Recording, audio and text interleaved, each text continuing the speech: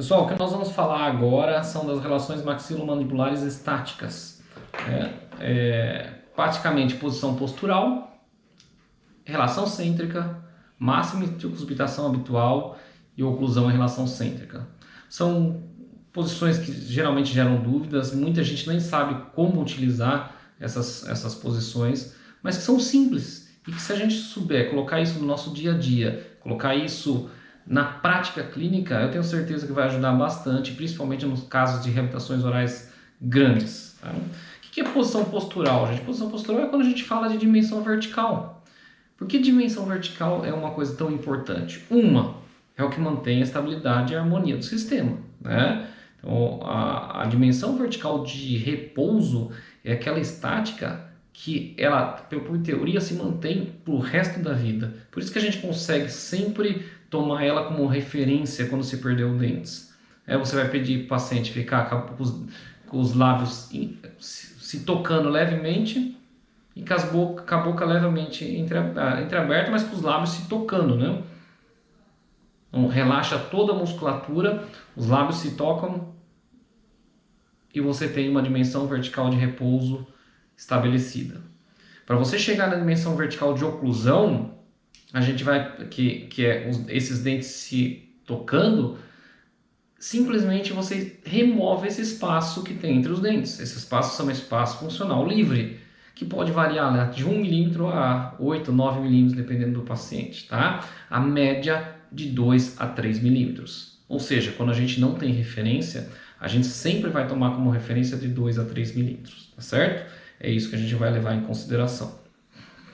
Como que a gente tira essa dimensão vertical para não deixar passar?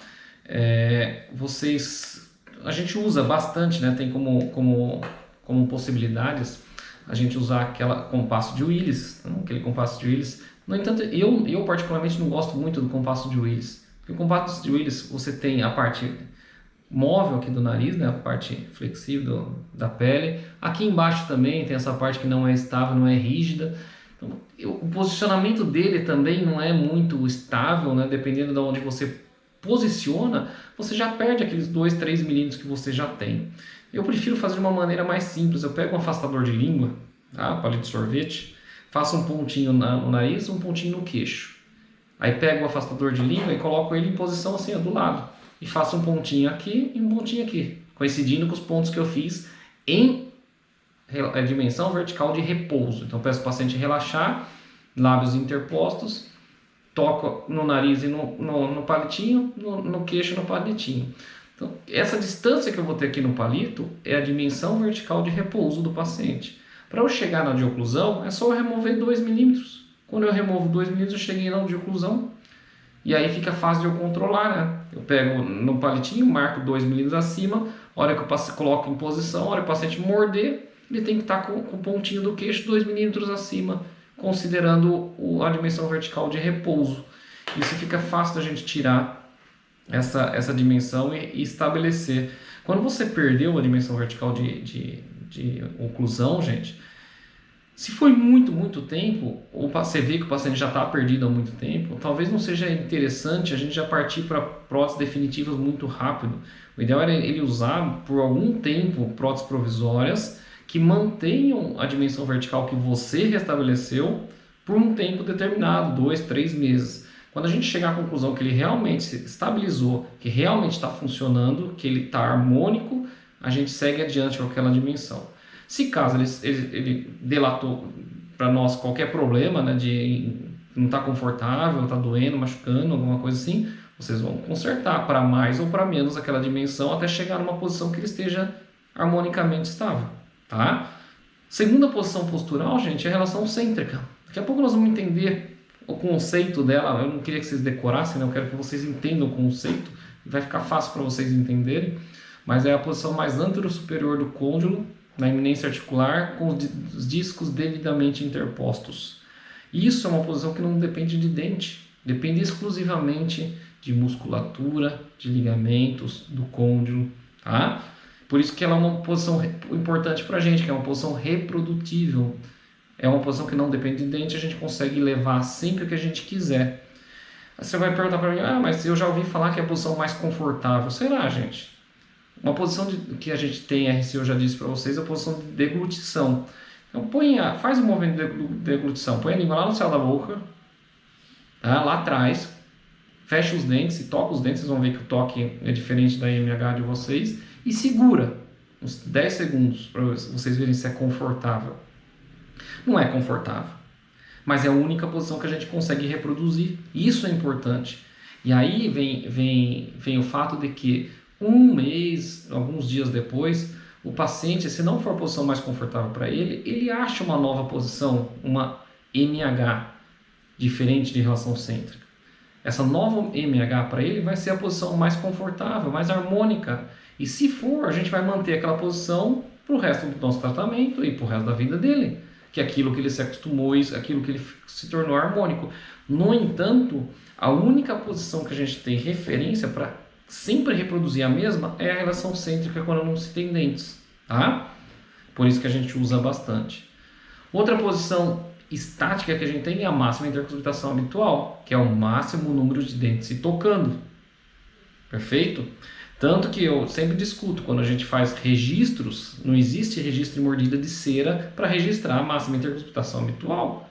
Se você pegar uma mordida de cera, morder, querendo fazer uma máxima intercuspitação habitual, você vai ter cera entre os dentes. Então você não tem máxima intercuspitação habitual, porque você não está tocando os dentes, você está mordendo a cera. Tá? Esse é um ponto que a gente tem que se discutir e tomar cuidado, principalmente em próteses e reabilitações que a gente quer resultados refinados. Tá? A gente está fazendo uma posição que não é nada, uma posição no meio da mastigação, que faz aquele movimento de gota. Perfeito? E aí nós temos a última posição, que é a posição de oclusão em relação cêntrica. Seria quando a MH é igual a RC. Então você não tem referência nenhuma, você leva o paciente em IRC e faz sua primeira reabilitação em relação central, onde a MH é igual. Se não for a posição mais confortável para o paciente, dentro de poucos dias ele vai ter achado uma nova MH confortável para ele, aquele que ele vai trabalhar para o resto da vida, que vai funcionar durante o resto da vida. E se realmente for confortável, aquelas que vocês vão levar para o resto do tratamento. Então as posições estáticas, gente, são essas. São importantes? Sim. Quando que vocês vão usar a relação cêntrica? Sempre que não tem estabilidade. Tá? Perdeu a estabilidade, perdeu a dimensão, relação cêntrica. Que no fundo, como vocês estão fazendo sua reabilitação em relação cêntrica, vai ser igual a MH e vai ser igual a RC. Tá certo? Por quê? Porque é reprodutível. MH é o máximo número de contatos possíveis. Se o paciente tem isso e durante sua reabilitação você vai manter a máxima intercuspitação, porque onde você vai mexer, não vai perder referência, não vai perder dimensão vertical, não vai perder nada, e vai continuar com dentes íntegros se tocando, você não tem MH na sua reabilitação. Tá? Não tem nenhum motivo de trocar por causa disso. Tá certo? E dimensão vertical. Poucas vezes na vida vocês vão aumentar a dimensão vertical. Aumentar, acho que eu aumentei uma vez na vida só, que o paciente tinha tanta mordida profunda que ele mastigava a papila incisiva com os incisivos inferiores. Aí eu aumentei um pouquinho para ele parar de mastigar, porque eu já tinha desgastado o máximo que podia. Tá? O resto, gente, a maioria dos casos, a gente está restabelecendo dimensões perdidas. Aí sim, perdeu dimensão, a gente restabelece, a gente não aumenta, a gente volta àquilo que era. Perfeito? Essa é a ideia que vocês têm que ter no tratamento de vocês. Tranquilo? Nós vamos ver agora em seguida a relação dos músculos com os movimentos mandibulares. O quanto é importante os músculos para isso e o quanto a gente tem que aprender deles também, certo? Pessoal, agora é a parte que nós vamos entrar propriamente dita em oclusão e juntar todas essas informações básicas que a gente teve até agora, tá? A oclusão, para vocês terem uma ideia, a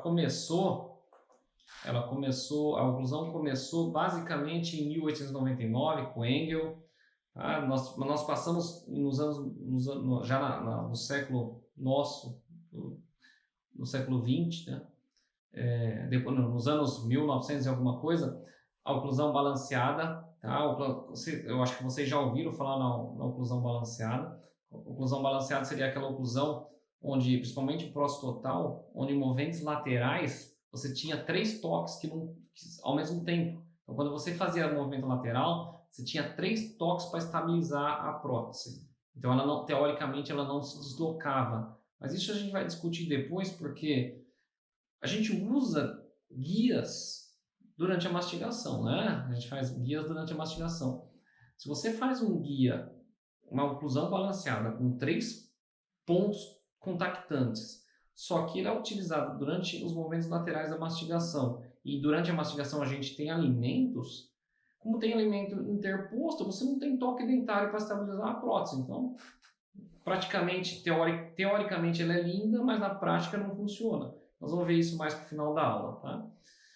Na década de 70 começou ali um pouco antes da década de 70 começou a escola odontológica, que começou a utilizar a oclusão bastante para prótese e para dentição natural também, né?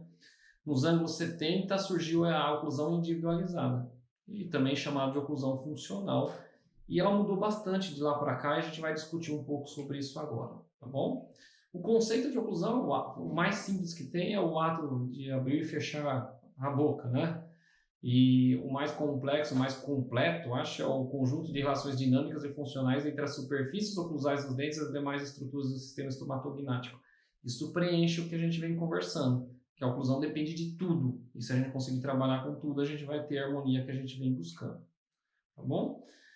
Nós temos que levar em consideração duas áreas. Uma da articulação e uma dos dentes. São coisas que vão trabalhar juntos no nosso planejamento, na nossa definição de posição, nossa definição de dimensão, e nós temos que conhecer os dois. Primeira coisa, eu quero que, desde já, a relação central, baseada nisso que a gente discutiu até agora, fique muito claro para vocês o que é e por que é e qual é a correta. Tá? Para a gente entender depois como faz manipulação, o porquê não precisamos colocar força em manipulação. Perfeito? Então, a relação central, gente, ela já foi, lá atrás, considerada a posição mais retruída e centralizada dos côndilos dentro da cavidade glenoide. Aí a gente começa a conversar, né? Se ela está na posição mais retruída, ela estaria lá mais na porção mais lá da zona retrodiscal, né? Aquela que mais provoca dor. Mas, de qualquer forma, vocês vão ver que anatomicamente isso não é verdade. Depois disso, a gente passou para a posição mais superior dos côndilos dentro das fossas articulares. E foi uma evolução de conceitos, uma evolução de interpretações, e começou a se utilizar para dentaduras, depois se tornou tão popular, começou a usar em prótese fixa, para tratar disfunções. Teve a época em que todo mundo que tinha RC diferente de AMH, ou relação centro diferente de máxima intercuspiração, os dentistas ajustavam, faziam desgastes dentários para fazer coincidir. Só que a gente sabe hoje, se você fizer desgaste e fazer coincidir, é muito provável que a grande maioria procure uma outra posição confortável e procure logo, em poucos dias, poucos meses, uma nova máxima intercuspitação que vai ser diferente de novo daquela RC que desgastou o dente para tentar deixar igual, né? E muita gente fazia isso, muita gente fazia os desgastes para isso. E vamos pensar, né? Na população geral, nós temos 10% que coincide, em média, coincide máxima intercuspiração com relação cêntrica. Os 90% restantes não coincidem. E será que os 90% restantes têm problema oclusal? Porque se todo mundo ajustava todo mundo, por que eu vou ajustar você, que não tem RC igual a MH, que não tem problema oclusal nenhum? Por que eu vou ter que ajustar você para deixar igual?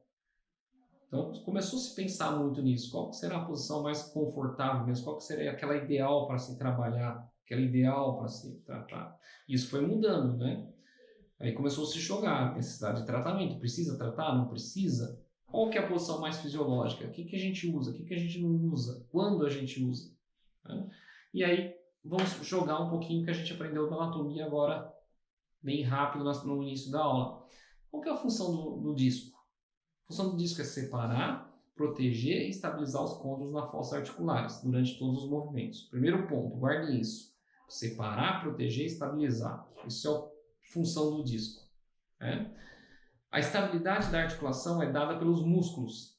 Então, se a estabilidade dela é dada pelos músculos, nada mais justo do que a gente ver como os músculos trabalhariam nessa articulação, para ver qual seria a posição mais ideal dela. Tá? Quais são os músculos que podem trabalhar mais nisso daí? Masseter, temporal, pterygoideu medial, pterygoideu lateral, que são os músculos da mastigação. Se eu pegar o crânio e dividir no meio, bem no côndilo, como vocês estão vendo aqui, ó, bem no côndilo, perfeito? Olha o que nós temos. Nós temos o temporal fazendo uma resultante para cima de força. Então, quando você morde, a resultante de força é para cima, dada pelo temporal.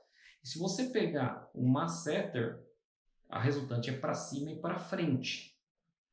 Para onde vocês acham que na hora de mastigação o seu côndilo vai? Para cima e para frente? Ou para trás? Gente, nós estamos falando dos dois músculos mais fortes do organismo. Se os dois músculos mais fortes do organismo levam a mandíbula para cima e para frente, quem somos nós para brigar contra? É óbvio que esse côndilo vai estar localizado mais para cima e para frente. Por isso que o disco está repousando mais anterior na eminência articular, que é esse pontinho que vocês estão vendo. Vocês veem o côndilo repousando mais anterior na eminência articular, acompanhando a força dos músculos. Perfeito? Não tem como brigar contra. E outra, agora vocês entendem, né? Quando antigamente o pessoal pegava e tentava fazer o posicionamento da mandíbula mais retruída, como era a denominação da relação cêntrica há alguns anos atrás, imagina a força que se fazia para levar a mandíbula para trás, gente, para levar o côndilo para trás. Aí a posição certa era quando o paciente falava ai, né? Ai.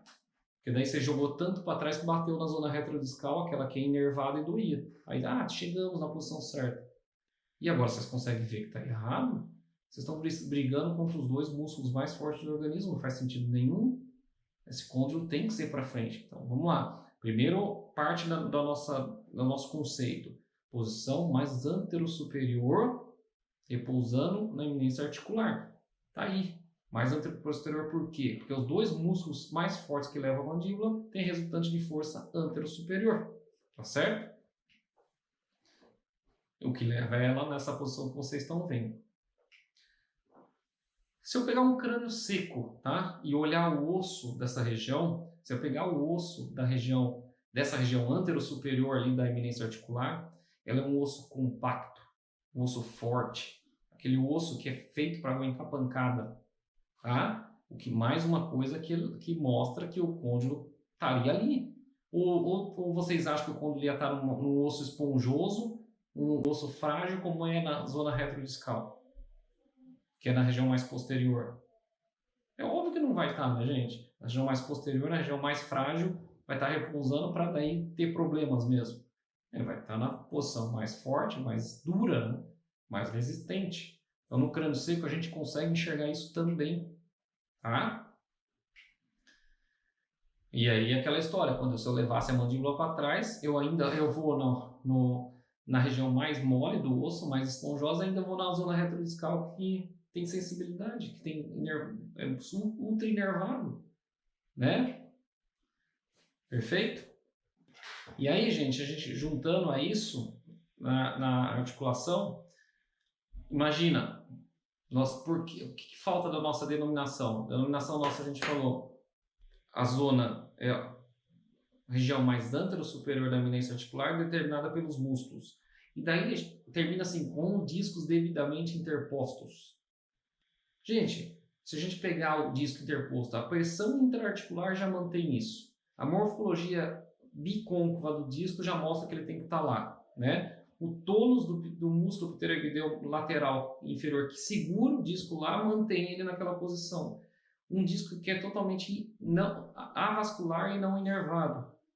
Fibroso para aguentar a força e proteger os dois músculos. É óbvio que ele tem que estar ali para proteger os dois ossos, né? É óbvio que ele tem que estar ali. Por isso que a denominação termina com os discos devidamente interpostos. Tá? Por isso que a relação central passou de relação central para o nome de posição ortopedicamente estável. É aquela posição que a gente consegue reproduzir se necessário, quando a gente precisa fazer reabilitações maiores. Por isso que é a posição antero-superior dos côndilos contra as fossas ou eminência articular, com os discos articulares firmemente interpostos. Isso é dado pela anatomia. Por isso que não tem como brigar. E por isso que para vocês manipularem a mandíbula, não precisa pendurar, botar força. Pede para o paciente pôr a língua no céu da boca, que é a posição natural de deglutição no céu da boca lá atrás. E pede, abre menos que a rotação, né? Não deixa chegar na translação, abre um pouquinho, só segura a mandíbula do paciente para fazer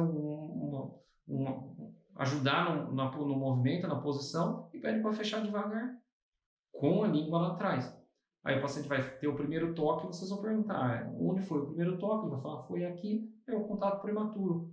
Reproduz esse movimento 3 vezes, se bater 3 vezes no mesmo lugar, que é ali mesmo. E você considera aquele lá o contato prematuro do paciente. Tá? Então a relação central é dada inteiramente pela anatomia. Guarde o seguinte, músculo temporal, músculo masseter, resultante de força antero-superior.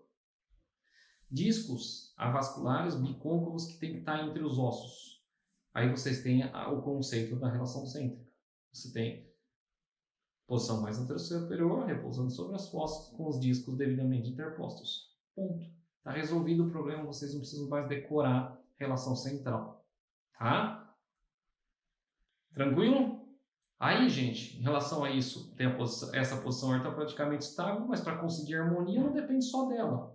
Nós precisamos junto da condição estável da oclusão, que é a segunda parte que a gente vai discutir agora, que daí nós vamos ter que ter um funcionamento de tudo isso efetivo com o mínimo dano possível. É isso que a gente tem que tentar buscar.